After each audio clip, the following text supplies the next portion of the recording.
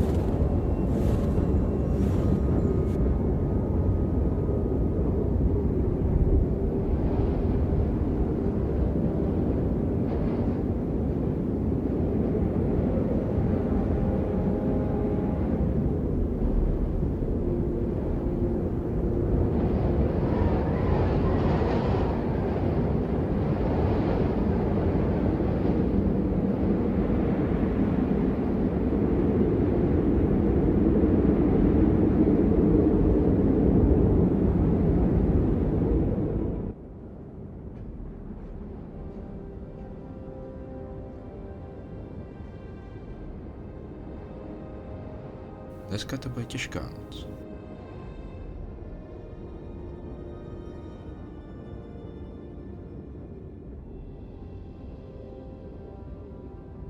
Měl bys něco sníst a trochu se napít, nebo onemocníš.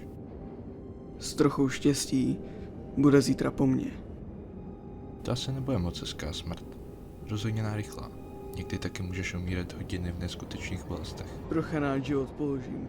Nehledím na bolest nebo nekomfort. Prosím tě, přestaň s tím. Teď jsi ještě mládě. Sotva si tenhle svět poznal a hned by si z něj chtěl odejít. Ta starost je k ničemu. Vyměnit si místa. Vaše kosti by už dávno ožírali psy. A teď mi něco řekni, mladý. Kdyby na tomhle místě seděl teďka, tak jak sedíš ty, položil by pro tebe život?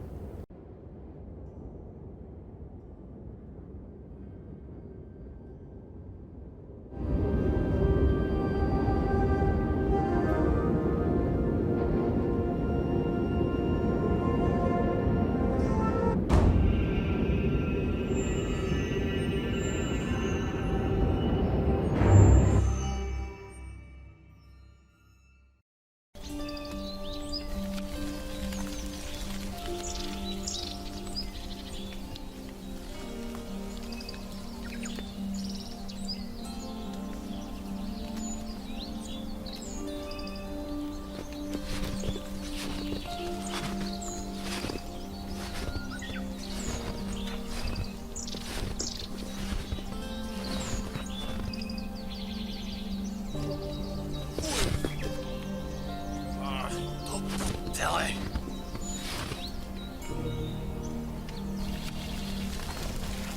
Hej, Rácho! Kde je Belír? Už se mali vrátit před 2 dňami. Prej se dneska ráno ukázal v táboře, ale musel někam s Thorgrimem jet. Dělal to dost naléhavě. Ktorým sme ho sa vydali? To nevím. Poptej se na drapane. Na to nemám čas. Počúvaj, Rálko. Až sa vrátia, vzkáži im, nech sa vydajú na pohraničnú stráž. A proč by ses vydával na pohraniční stráž, když se blíží bouře, pane? Ono sa blíži búrka? Ano, blíží se bouře, pane. Cítím to v kostech. To je jedno. Musím vyraziť aj tak. Až sa Belior vráti, predám mu moju správu. Ano, pane, přidám.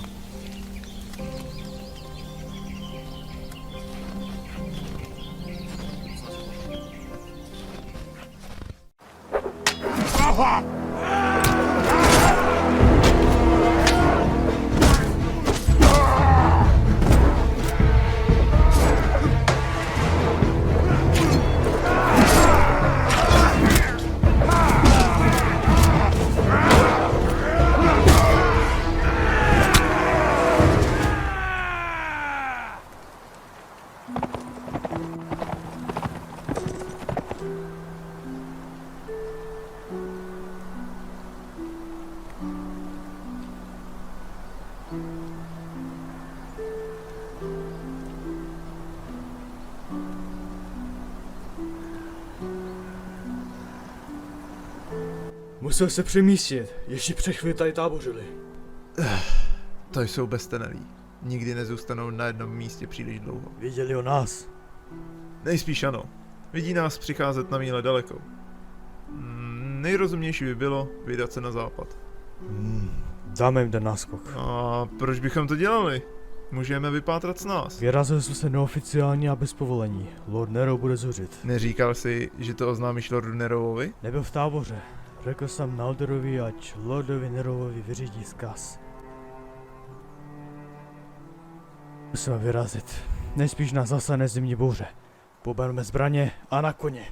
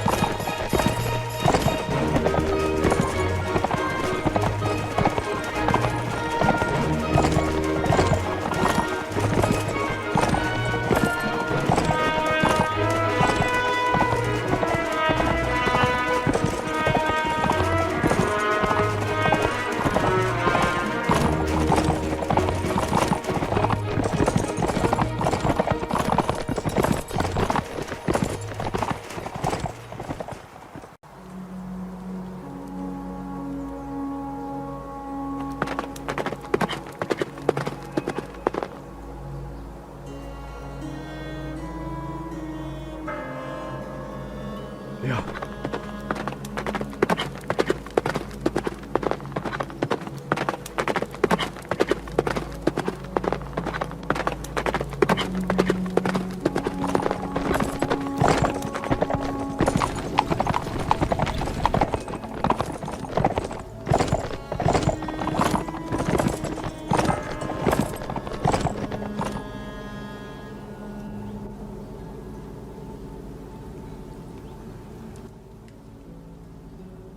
Co se tady stalo?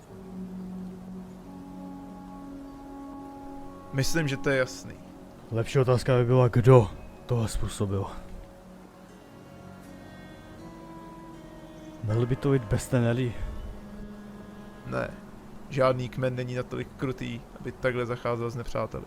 Navíc neznám muže dost silného, aby rozprul člověka ve dví. Vždyť už s nimi máme zkušenosti. Mně připadají divocí dost. Divocí jsou, no ale pokud si představuješ, že by tohle udělal divoký kmen, tak máš až moc bujnou fantazii. Řídím se čistou intuici, Thorgrime. A ten mi říká, že nikdo jiný v okolí schopný takového činu není. Leda, že jim prdel natrhnul medvěd. Co je? Potřebujeme Lorda Nerova. Vy dva, najděte ho a nalažte mu, co se stalo. Nejspíš bude na pohraniční stráži.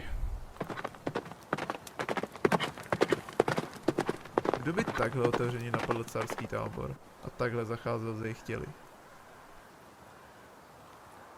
Jeden adept mě možná napadá.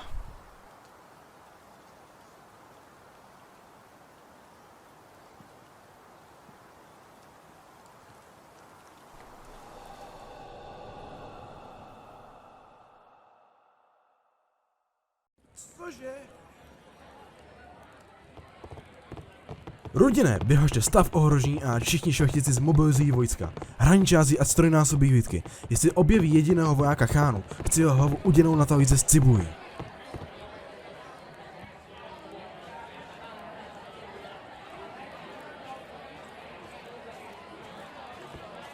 Pane králi! Vaše výsost. Králi role. Pane králi! Králi role. Králi role. Králi role. Vaše výsosti. Ne, Ale vaše výsost. pane bože, co je? Ještě jsme nezaplatili kamenskému. Hubu drž.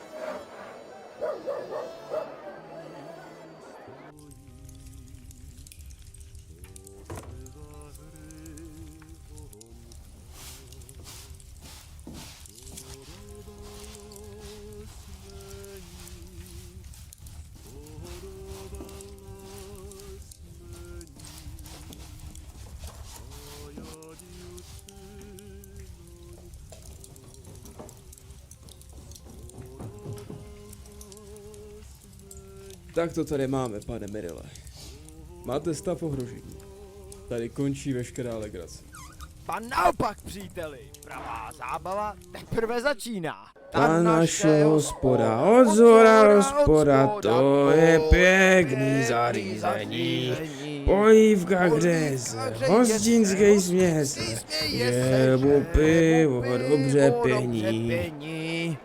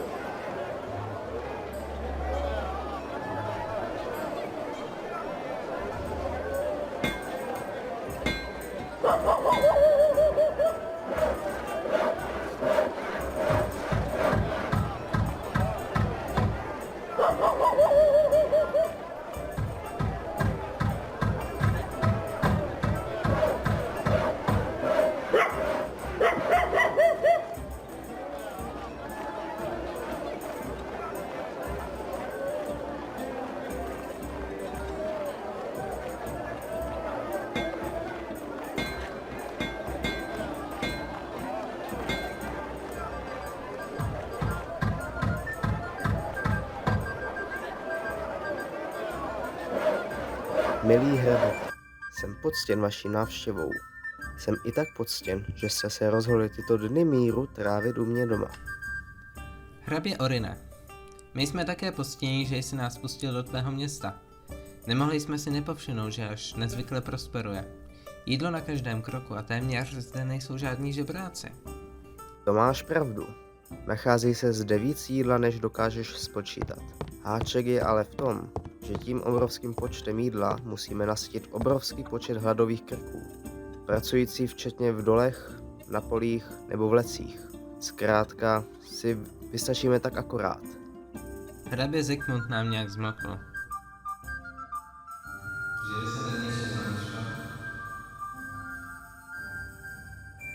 Nezamýšlím se nad ničím, hrabě Talbere. Pouze si vychutnávám pohostinnost mého věrného přítele hrabě Orina. Slyšeli jste o tom hraběti ze Zlatohradu?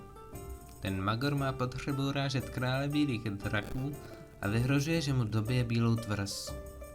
Zvláštní člověk, hrabě Herby je prostě vybudovaný jinak. Mír mezi draky a námi panuje dost dlouho. Jsme přátelé a spojenci. Píše mi jde o to, že my si tady rveme hrdla s Chánem, mezi tím, co on začíná další konflikt.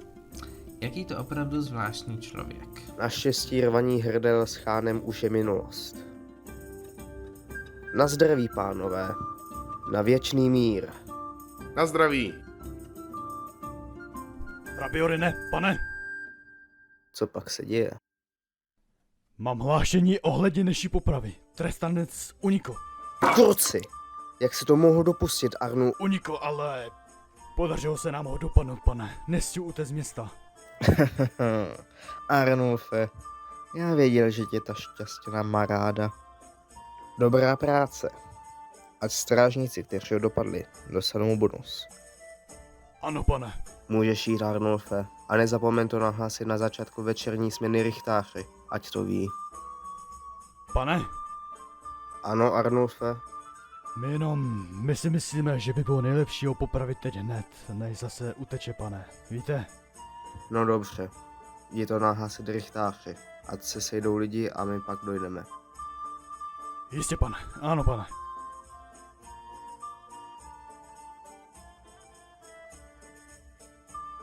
No vida, aspoň nám to zlepšilo den o něco víc.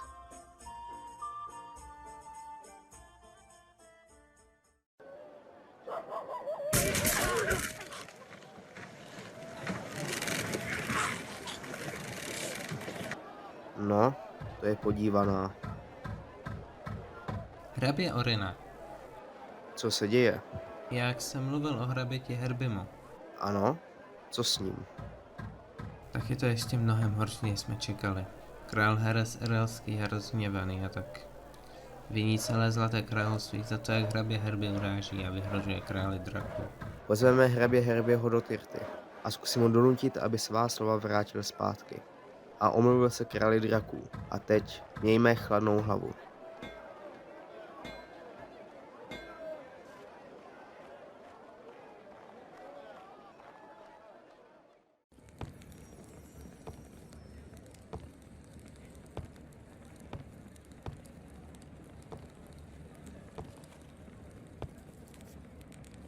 Tak, co pro mě máš?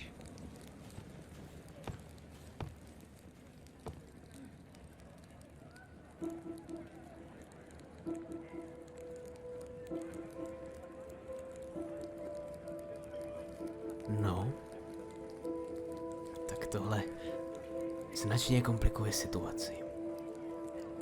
Avšak naskytla se nám vlastně v celku dobrá příležitost, pánové.